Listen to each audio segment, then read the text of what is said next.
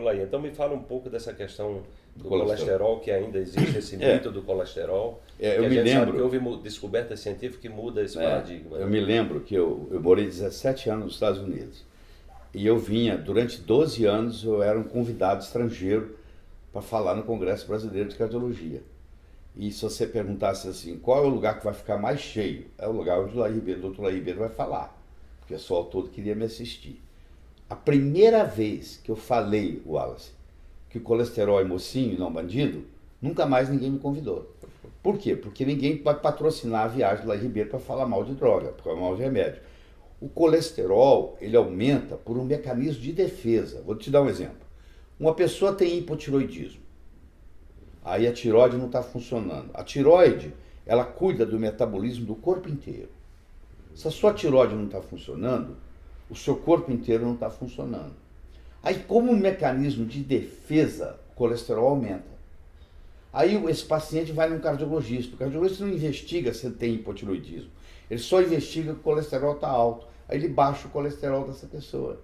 Mais uma vez a causa não é visitada, né? Não tem nada. A pessoa, o homem está com a testosterona baixa, porque o colesterol baixa, porque o testículo cansou de produzir testosterona. Aí o que acontece? O organismo fala assim, quem faz testosterona é colesterol. Então nós vamos aumentar o colesterol para ver se esse testículo acorda. Aí ele vai no médico, o colesterol está alto. Ao invés de ele tratar a testosterona, o testículo, ele baixa o colesterol, piora o quadro. Esse indivíduo agora não vai ter ereção, não vai ter orgasmo, não vai ter nada, porque ele não tem mais testosterona. A testosterona faz o homem ter desejo, faz o homem ter ereção, faz o homem ter ejaculação e faz o homem ter orgasmo. Faltou testosterona, o orgasmo começa a ficar fraco, a ereção começa a ficar fraca, o desejo começa a ficar fraco, entendeu? Aí ele vai lá abaixo o colesterol, piora a situação, porque aquele colesterol aumentou para ver se você produz mais testosterona. E isso aí, essa história do colesterol é uma mentira tão bem contada. Isso muda o paradigma completamente. É uma mentira tão bem contada que os médicos acreditam, os próprios médicos estão querendo baixar o colesterol. Eu digo, gente, ó, como uma leitoa pururuca que faz muito bem para a saúde. Pô. Você não sabe o quanto uma leitoa pururuca te faz bem para a saúde. A sua avó comia, pô, e tinha saúde. A sua avó cozinhava em quê? Na banha de porco. Não era isso? Sim, sim. Então, aí nós passamos a cozinhar... O processo de industrialização é que foi trazendo muitas toxinas. O Crisco, que é o óleo, o primeiro óleo vegetal que entrou no mercado, ele entrou no mercado americano em 1911. Em 1925 se descobriu o primeiro infarto do miocárdio nos Estados Unidos. Não existia isso, não. Pra você ter uma ideia, em 1930 morreram nos Estados Unidos 3.000 pessoas de infarto do miocárdio.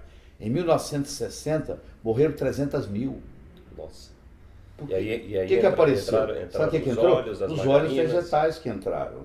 Os óleos vegetais, todo mês você vai no supermercado e traz para sua casa um veneno, que é o óleo vegetal. Que ele vem trans, porque senão ele estragaria, ele ficaria rançoso.